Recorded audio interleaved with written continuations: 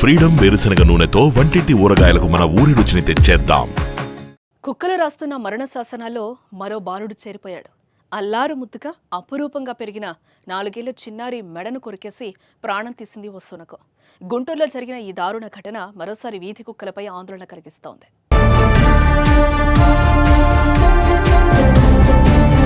గ్రామ సింహాలు రెచ్చిపోతున్నాయి. అభంశుభం తెలియని చిన్నారులపై దాడి చేస్తున్నాయి. ఆడుకోవడానికి అడుగు బయటపెడితే దాడి చేసి చంపేస్తున్నాయి.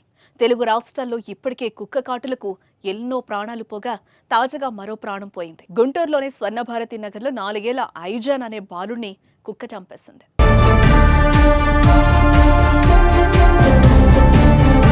స్వర్ణభారతి నగర్కు చెందిన నాగరాజు రాణిల కుమారుడు ఐజాన్. ఆదివారం సాయంత్రం నాగరాజు పని మీద బయటకెళ్లగా రాణి ఇంట్లో పనిచేసుకుంటోంది. ఎప్పట్లానే ఐజాన్ ఆడుకోవడానికి వీధిలోకి వచ్చాడు. అప్పుడు అటుగా వచ్చిన ఓ కుక్క ఐజాన్ మీద దాడి చేసింది. మెడ పట్టుకుని ఈడ్చుకెళ్లిపోయింది.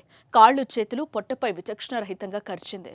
చిన్నారి ఏడుపు విన్న స్థానికులు వెంటనే కుక్కను తరిమేశారు. తీవ్ర గాయాలకు గురైన బాలుణ్ణి వెంటనే గుంటూరు ఆసుపత్రికి తరలించగా చికిత్స పొందుతూ చనిపోయాడు. ఐజాన్ మరణంతో తల్లిదండ్రులు, బంధువులు బోరున విలపిస్తున్నారు. ఈ ఘటనతో మున్సిపల్ అధికారులపై స్థానికులు ఆగ్రహం వ్యక్తం చేశారు. వారి నిర్లక్ష్యం కారణంగానే బాలుడి ప్రాణం పోయిందని ఆసుపత్రి వద్ద ఆందోళనకు దిగారు. న్యాయం చేయాలని డిమాండ్ చేశారు.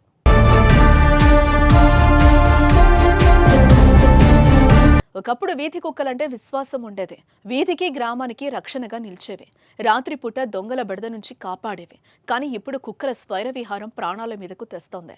ముఖ్యంగా చిన్నపిల్లలు, వృద్ధుల పాలిట యమపాశాలవుతున్నాయి. అనేక ప్రాంతాల్లో నిత్యం కుక్క కాటుకు గురవుతూనే ఉన్నారు. ఇలా కుక్క కరిచిన కేసులో కొంతమంది వెంటనే చనిపోతే మరికొంతమంది కుక్క కాటు వల్ల రేబిస్ వ్యాధి సోకి మరణాలు సంభవిస్తున్నాయి. ఇంతటి ఘోరాలు జరుగుతున్నా వీధి కుక్కలను నియంత్రించడంలో ప్రభుత్వాలు నిర్లక్ష్య ధోరణి ప్రదర్శిస్తున్నాయనే విమర్శలు వస్తున్నాయి.